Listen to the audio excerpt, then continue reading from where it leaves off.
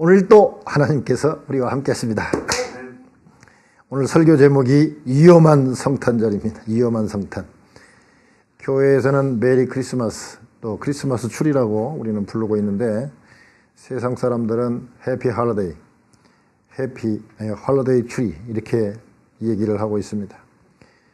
오늘 주보도 잘 보시면 거기 보면은 3페이지에 보면은 지금 세상 사람들한테 조사를 해봤더니 메리 크리스마스를 선호하는 사람이 43%, 해피 할러데이를 선호하는 사람이 49%로 역전됐습니다. 지금은 공공기관에서, 말하자면 공립학교라든지 공공기관에서 메리 크리스마스 하면은 이제는 아주 종교, 아주 광신자처럼 취급을 하면서 사람들을 이렇게 생각하지 못하는, 넓게 생각하지 못하는 아주 그렇게 좁은 사람으로 평가되고 있습니다. 최근에 텍사스 닉 페리 지사가 그 양반이 메리 크리스마스 법안에 서명을 했습니다. 내용이 뭐냐? 공공기관에서, 적어도 텍사스에 있는 공공기관에서는 메리 크리스마스라고 인사를 해도 된다는 사인입니다. 거꾸로 얘기하면 텍사스를 빼고 나머지 공공기관에서는 메리 크리스마스라는 인사를 지금 할 수 없는 상황이 됐어요. 개인적으로야 메리 크리스마스 할 수 있습니다. 그러나 공공기관, 장사하는 이런 공공 백화점이나 이런 데서는 손님한테 인사할 때 메리 크리스마스라고 하면 안 되게 되어 있습니다. 그 말은 거꾸로 얘기하면 이제는 메리 크리스마스라고 인사를 하면 앞으로는 잡혀갈 가능성이 있는 그런 세상이 됐습니다. 위험한 세상이 되어가고 있습니다.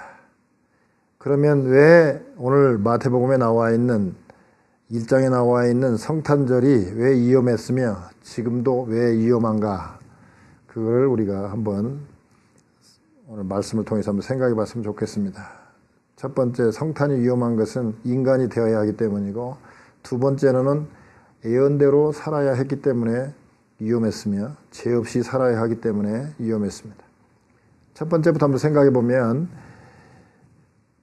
요셉이 그 모친 마리아가 정혼하고 동거하기 전에 임신한 사실을 알고 가만히 끊고자 했습니다.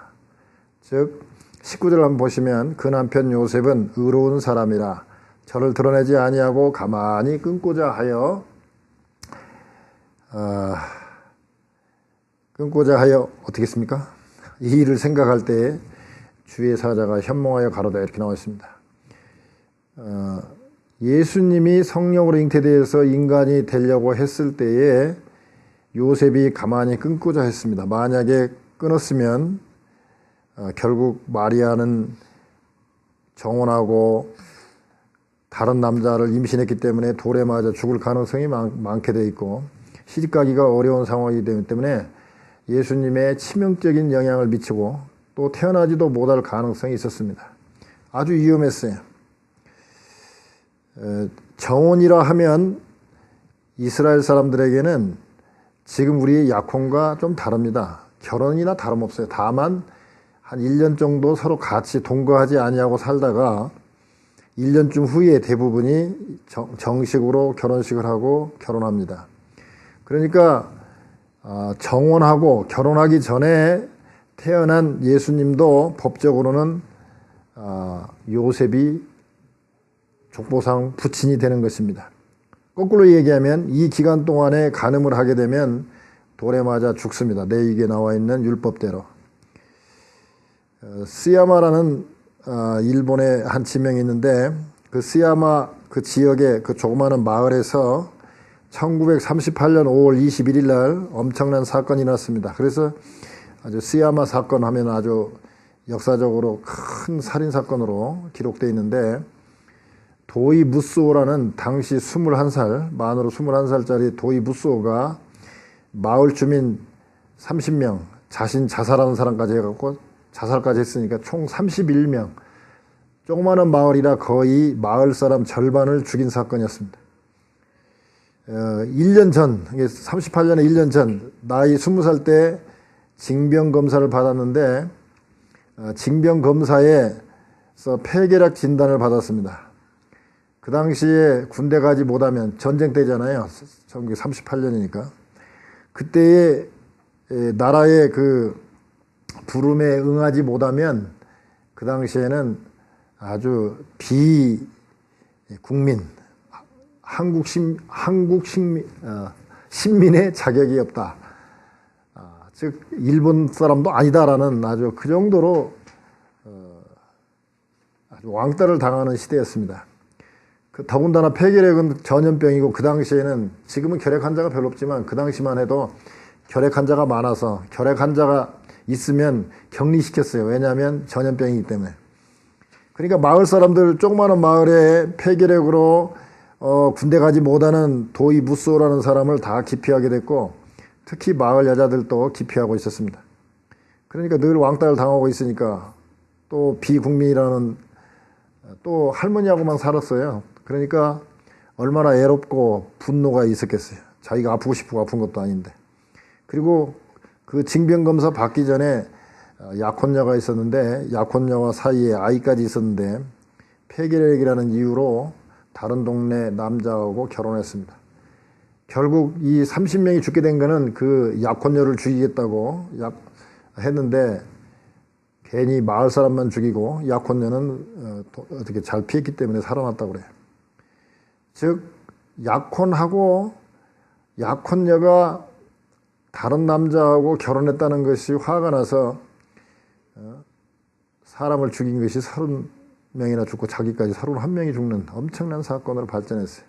그런데 이 남편 요셉은 의로운 사람이라 저를 드러내지 아니하고 가만히 끊고자 했다 그랬습니다. 대개 보면 사탄들, 잘못된 사람들은 드러내기를 좋아합니다. 남의 허물을 드러내고 너만 알고 있어 하고 이렇게 누가 그랬대요 하면서 이 얘기를 하는데 너만 알고 있어 해가지고 자기까지 들어오는 동네가 다 알게 되는 그런 일들이 많아요. 그래서 상당히 안 좋아지는 사건들이 많이 일어나는데 그 일들 대부분이 뭐냐? 드러내기 때문에 그렇습니다. 예수님도 가늠한 여인 보고 너를 정죄한 자가 있느냐? 그러니까 뭐 다 갔잖아요. 그러니까 없습니다. 그러니까 나도 너를 정죄하지 아니하노니 다시는 죄를 짓지 말라 그랬습니다. 즉 죄인인 거 알아요. 그러나 네 죄를 정죄하지 않고 나도 정죄하지 않을 테니까 그러나 네가 죄 지은 거 안다. 그러니까 앞으로는 죄 짓지 마라 그랬습니다.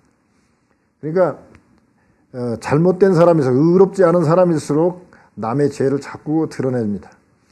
그래서 드러내지 않고 가만히 끊고자. 그렇다고 해서 또 다른 요셉이 생각할 때는 지금 성령을 잉태한지 모르니까 다른 남자하고 관계했구나 생각하고 얼마나 비참한 마음이 들겠어요. 도이 무쏘나 똑같은 생각이 들었겠죠. 그러나 그거를 참았잖아요. 근데 우리는 요셉이나 마리아만 생각하는데요. 마리아도 생각해보면 동거전에 임신한다는 거, 성령을 잉태한다는 건 알았지만 그 당시 누가 성령을 잉태한 걸 누가 알아주겠으며 정혼한 요셉이 알아줄까? 그 생각하면 정말 목숨을 건 행동이거든요. 근데 많은 사람들은 마리아나 요셉이 목숨을 건 그 순종, 그 희생만 생각하지 하나님 입장에서는 생각을 않는 경우가 참 많아요. 자, 생각을 해보세요. 하나님께서 영광된 보좌를 놓고 이 땅에 인간이 되신다고 생각을 해보세요. 인간이 된다. 잘못 착각하는 사람들이 있어요.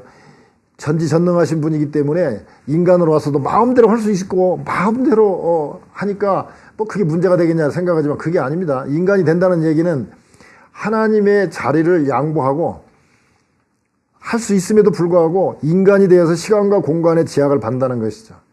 즉 하나님이신 예수님이, 성자 하나님이신 예수님이 인간이 된다는 얘기는 시간과 공간 속에서 어렵게 살고 배고프면 배가 고프고 목이 마르면 목이 마르고 잠이 오면 잠이 자야 되는 그러한 인간으로 온다는 것은 엄청난 사건이에요. 지금 그뿐만이 아니라 하나님이 태어나기 위해서 사람에게 협상을 해야 돼요. 마리아, 네가 성령으로 잉태할 텐데 제가 천년도 어떻게 잉태하겠습니까? 그런 일이 있어서는 안 되죠. 그러니까 아니야, 성령으로 잉태하고 그러니까 염려하지 마라. 이거 하나님이 하시는 일이다.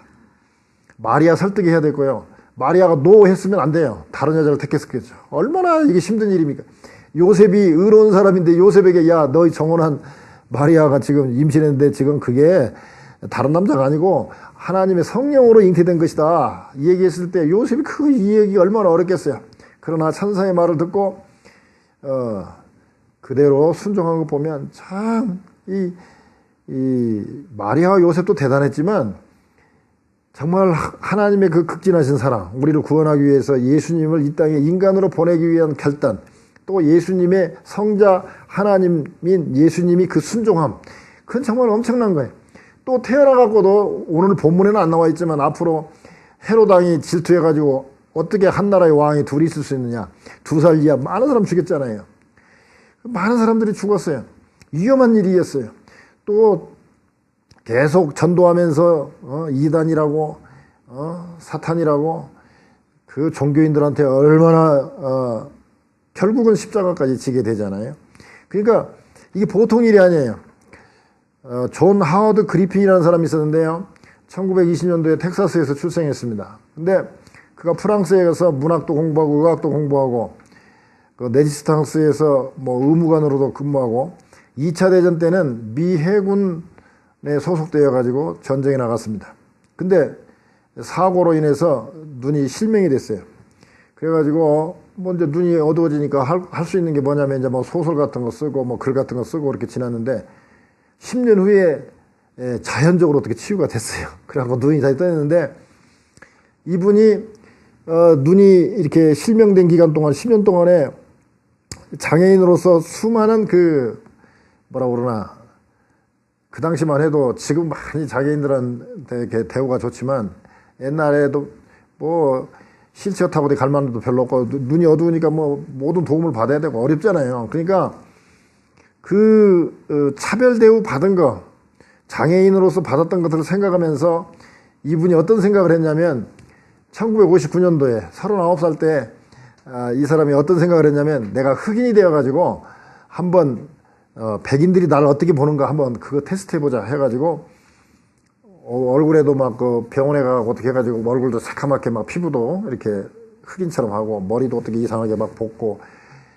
이게 눈에 보이는 피부 같은데도 이렇게 검은색으로 이렇게 만들어가지고 남부 지역으로 갔어요. 남부 지역에 가서 6주간 그러니까 6, 7은 42, 한 42일이죠. 42일 동안 흑인으로서 생활을 해봤어요. 백인들이 뭐 완전히 차별되고 하는 거죠. 야, 내가 글도 쓰는 사람이고 내가 이런 사람이다라고 이 얘기를 해도 뭐 대우가 달라지지가 않더라는 거예요. 그래서 그분이 6주간 그 남부에서 흑인으로 살았던 것을 생각하면서 1961년도에 41살 때 나 같은 흑인 Black Like Me 라는 그런 책을 썼어요. 나오자마자 베스트셀러가 되고 유명인사가 됐습니다. 그런데 그 백인 우월주의자들이 얼마나 막 위협을 하는지 결국은 숨어 다니는 신세가 됐고 자기 집에서 살 수가 없어요. 하도 막 백인들이 그 뭐 벤달리즘이라고 그러나요? 그 막 뭐 던지고 막 위협을 하고 그래서 이사까지 했고 막 그 백인 우월주의자들이 그 그리핀이라는 사람의 그 인형을 만들어갖고 막 태우고 실제로 1975년도에 KK단의 그 폭행까지 당해가지고 아주 숨어 다녔던 그런 사람입니다. 그리핀의 블랙 라이미 나 같은 흑인 그 책을 생각해 보면서 자 생각해 보세요. 이 사람은 33년도 아니에요.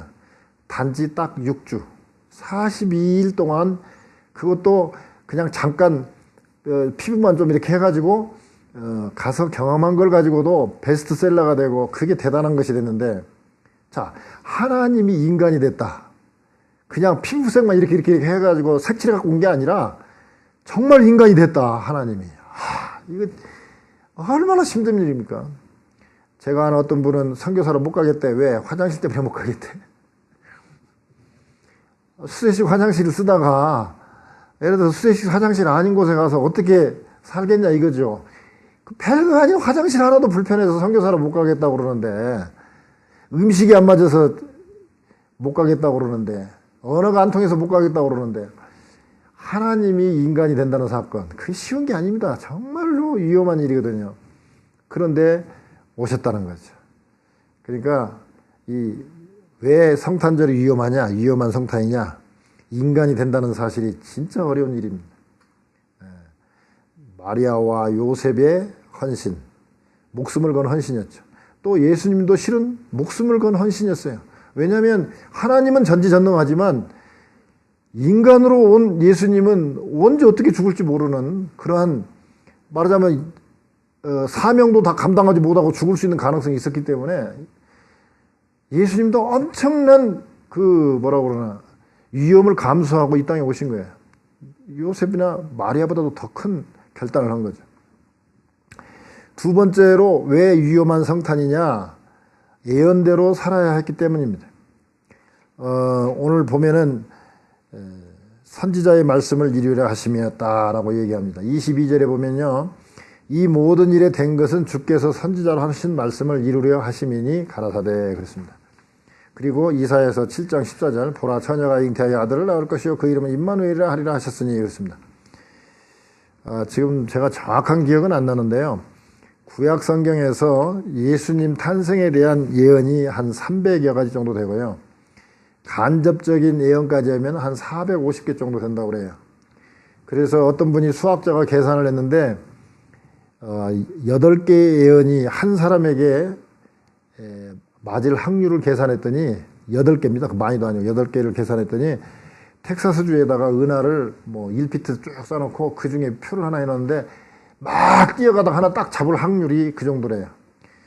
그 정도로 예언을 이루기가 어려운데 예수님에 대한 예언이 많이 있습니다. 예를 들면 창세기 3장 15절에 여자의 후손으로 태어난다. 여자의 후손이라는 것은 있을 수가 없습니다. 우리는 그냥 넘어가지만 다 남자의 후손이에요. 그런데 딱 성경에 보면 마리아에게서 예수가 낳았다 그랬습니다. 여자에게서 낳았어요. 여자에게서 낳았다는 얘기는 남자의 도움 없는, 남자와 관계에서 낳은 아들이 아니라 그냥 여자에서 낳은 아들, 즉 성령 잉태를 말하고 있습니다. 창세기 49장 10절에 보면 유다의 후손으로 태어난다고 그랬고요. 또 이사야서 11장 1절에서 5절 사이에 보면 다윗의 후손으로 태어난다고 그랬습니다. 또 미가서 5장 2절에 보면 베들레헴에서 탄생한 장소도 나와 있고요. 예수님의 이름, 사역이 이사야서 9장에 나와 있고요. 나중에 십자가에서 돌아가시는 사건도 이사야 53장에 나와 있습니다. 여러 거 많이 있습니다. 지금 그 많은 중에서 몇 개만 지금 뽑았어요. 태어나는 장소, 이름, 사역, 그 다음에 어떻게 죽을 것인가, 이런 모든 것이 예언됐어요. 아까 말씀드린 대로 그 예언이 이루어지려면 정말로 힘들어요. 그리고 그 사명을 안수하기 위해서는 말하자면 예언된 대로, 즉 기찻길처럼 내 마음대로 인생을 산 것이 아니라 기찻길처럼 그냥 가란 대로 가고 하나님이, 성부 하나님이 하란 대로 한 거예요. 그러니까 얼마나 힘든 삶입니까? 정말 위험한 거죠. 오늘 요셉도 보면 어떻게 하나님께서 이끌어 가시는지는 정확하게 알 수 없지만 나의 정혼자, 나의 정혼한 약혼한 여인이 임신을 했다, 뭔지는 몰라요. 그래서 이 일을 생각할 때라고 표현했지만 원어의 뜻을 보면 기도했다고 볼 수 있습니다. 기도했어요. 왜? 하나님의 뜻을 알기 위해서. 내 약혼녀가 그렇게 정숙하지 못한 여인이 아닌데, 정숙한 여인인데, 순수한 여인인데 어떻게 해서 임신을 했을까? 기도를 했더니 하나님의 사자가, 주의 사자가 현몽하여 가로되 다윗의 자손 요셉아, 아내 데려오기를 무서워 말라.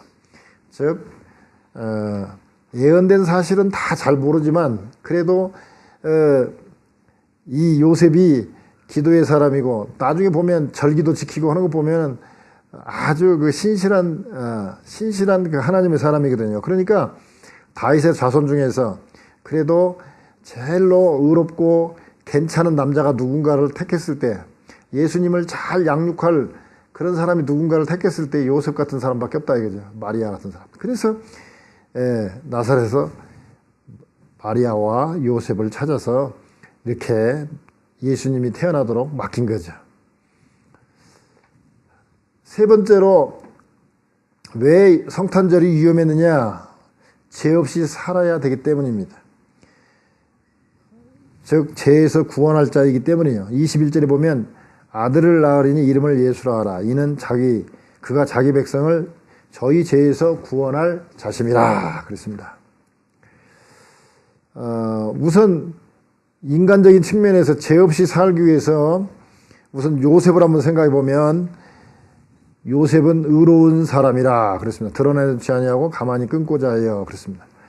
즉 예수님이 태어나야 될 육신의 족보상 아버지가 되는 요셉을 택했을 때 의로운 자, 뭐 하나님이 봤을 때야 죄가 있겠지만 그러나 인간적으로 봤을 때 인간적인 중심으로 봤을 때는 그래도 하나님 인정할 만한 의로운 자가 요셉이었다는 것이죠. 그리고 우리가 마지막 절 보면 그 얘기를 듣고 성령으로 잉태했다. 그러니까 그리고 예수님이 지금 앞으로 하나님의 그 성자 하나님이 너희 정혼녀 너하고 결혼할 마리아를 통해서 난다. 그러니까 어떻게 했어요? 아들을 낳기까지 혹시 오해받을까 봐서 동침치 아니하더니 그랬습니다. 이름을 예수라 하니라 그랬습니다. 죄짓지 않았다는 것이죠. 왜? 요셉이 만약에 정혼녀하고 무슨 동침을 했다. 그러면은 그거 뭐 저 요셉의 아들 아니냐? 뭐 이렇게 얘기를 하면 예수님의 그 전도 사역이나 예수님의 사역이 얼마나 치명적이겠어요. 그러니까 이 요셉이 동침하지 아니했다는 것이죠.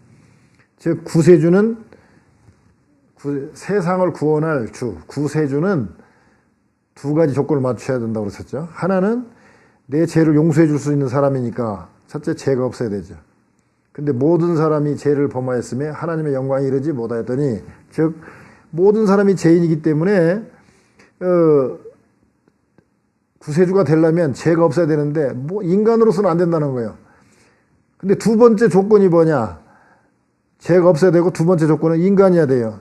이제까지는 양과 소, 비둘기로 우리의 죄를 사했지만 그건 동물이기 때문에 내 죄를 대신 사할 수가 없어요. 만약에 제가 죄를 졌어요. 근데 재판장한테 제가 죄 진 거 다 인정합니다. 그러나 제가 부양할 가족들이 있고 그러니까 저희 집에서 키우는 아주 애완견 하나 있는데 걔를 대신 감옥에 보내면 안 되겠습니까?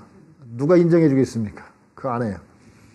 그러니까 인간이어야 되고 죄가 없어야 돼요. 근데 그 인간으로서는 없으니까 누굽니까? 하나님밖에 없죠. 하나님만 죄가 없잖아요. 죄 없는 하나님이 인간이 되는 사건, 그게 바로 크리스마스 성탄절이거든요.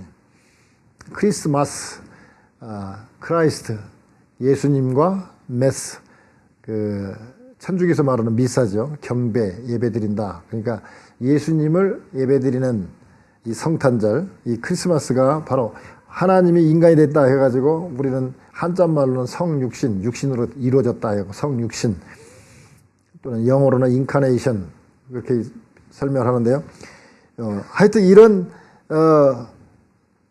성탄절은 우리를 구원하기 위한 거죠. 예수님은 죄에서 구원할 자라고 그렇습니다. 그런데 마태복음 4장 보면은 사탄이 예수님도 시험하고 유혹했어요. 그렇다면 예수님이 우리가 생각을 바꿔야 됩니다. 뭐 하나님이 그냥 잠깐 옷 갈아입듯이 옷 입듯이 육신의 옷을 입었다. 육신의 옷을 입은 게 아닙니다. 이건 분명히 차이가 있어요.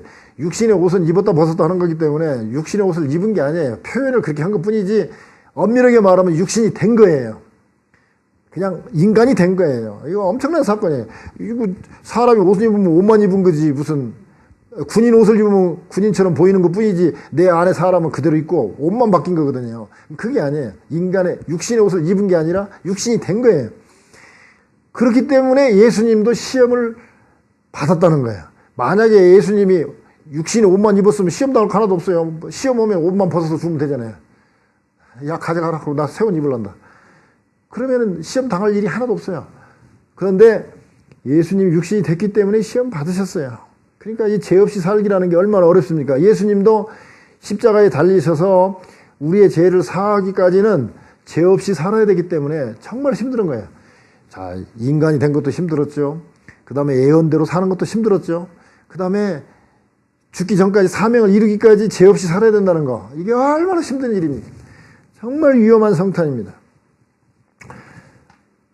메리 크리스마스, 즐거운 이 크리스마스가 되기 위해서는 즐겁게 예수님을 예배하기 위해서는 마리아나 요셉처럼 목숨을 건 순종을 했기 때문에 또 지금 아까 누굽니까? 저 텍사스 주지사 같이 공공기관에서 메리 크리스마스 인사하는데 당당하게 사인을 했기 때문에 텍사스가 자유롭게 메리 크리스마스는 인사를 할 수 있는 것처럼 누군가는 위협을 무릅쓰고 그러한 결단을 한 사람이 있기 때문에 우리가 메리 크리스마스가 된다 이거죠.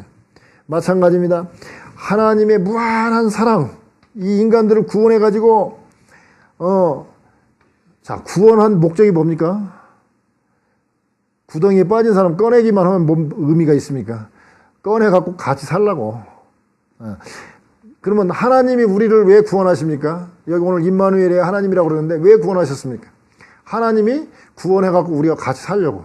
죄인으로서 구덩이에 빠져 있는 사람으로서는 같이 살 수가 없잖아요. 꺼내 가지고 같이 살라고 하나님께서 우리를 사랑하기 때문에 구원시켜서 같이 살기 위해서 임마누엘의 예수님을 보내신 거예요.